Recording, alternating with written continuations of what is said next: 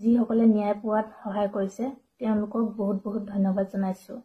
আৰু বিশেষকৈ নদী আৰু নাৰী জাগ্ৰত শক্তি অসমৰ সদস্যসকলক আৰু বিশেষকৈ বৈকুণ্ঠ প্ৰিন্স পাঠক ডাঙৰীয়া দাদাক মই বহুত ধন্যবাদ জনাইছোঁ মোক ন্যায় পোৱাত সহায় কৰাৰ বাবে। এতিয়া কথা হ'ল ইউটিউবাৰ কুঁহি $3 পাপৰি কলিতাই যিটো নেকি সংগঠনে মোৰ দৰে হাজাৰজনী দুৰ্ভগীয়া নাৰীক ন্যায় পোৱাত সহায় কৰিছে সেই সংগঠনটোক বেয়াকৈ ক'বলৈ তই ক'ত সাহস পালি? হয়, মানিছোঁ তোৰ বহুতো ফেন ফলোয়িং আছে যিসকলে তোক একেৰাহে ছাপোৰ্ট কৰি আছে। তোক ছাপোৰ্ট কৰি থকা সেই অন্ধভক্তকেইটাক কৈছোঁ, তোমালোকে যে ভগৱান বুলি যাক পূজা কৰি আছা তাই এজনী কেনেকুৱা চৰিত্ৰহীন মতা পাগলী তোমালোকে গমেই নোপোৱা। মোৰ বেয়াহে লাগিছে তোমালোকে এজনী চৰিত্ৰহীন মতা পাগলীক দেৱীৰ দৰে ধূপ ধূনা জ্বলাই পূজা কৰি আছা যে। তোমালোকে চকু মেলা আৰু সত্য কি জানি লোৱা। তোমালোকে বুজি নাপাবা মই কিমান দুখত আছোঁ। তোমালোকে যেতিয়া গম পাবা তোমাৰ বাইদেউ বা ভণ্টিৰ লগত মোৰ দৰে হ'ব তেতিয়াহে তোমালোকে অনুভৱ কৰিব পাৰিবা।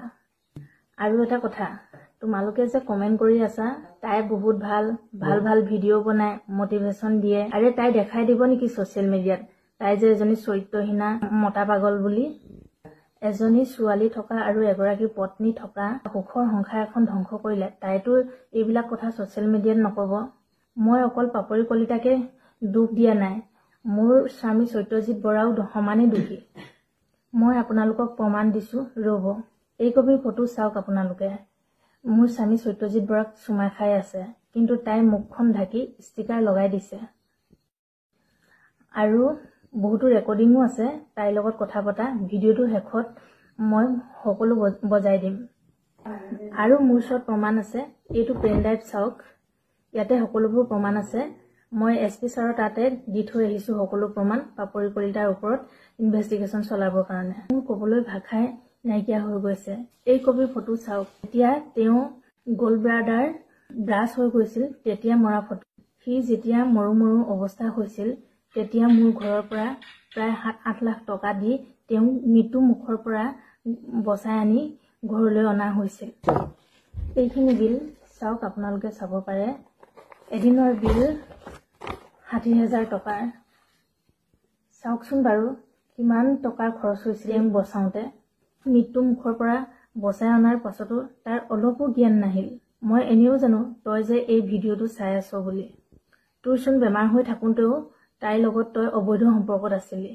অপাৰেশ্যনৰ সময়ত তাই ক'ত গৈছিল? লাজ নেপাৱ তই? তোক মৃত্যু মুখৰ পৰা বচাই আনিলোঁ তাকে তই বুজি নাপালি মোক। মোৰ কথাটো বাদেই দিলোঁ, ছোৱালীজনীৰ কথাৰো তই যে এবাৰ নাভাবিলি। মই আৰু একো নকওঁ, যি ক'ব আইনে ক'ব আৰু ৰাইজে ক'ব। তই যে গৰু কেছত ঘোচ লৈ পলাই যে আছ, তই যদি মতা হয় ওলাই আহ, কিয় পলাই আছ তই?